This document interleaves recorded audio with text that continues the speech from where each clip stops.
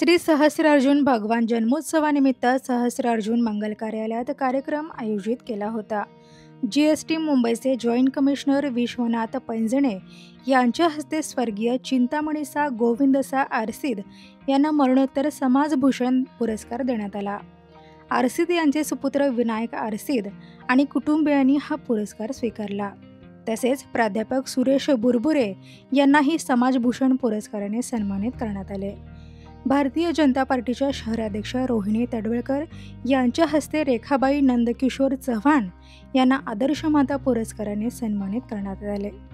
या कार्यक्रमाच्या निमित्ताने समाजातील गरजू महिलांना साडी वाटप करण्यात आले।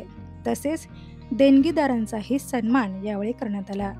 श्री सोमवंश सहस्रार्जुन क्षत्रिय समाज सेवा मंडळाच्या वतीने हा कार्यक्रम आयोजित केला होता।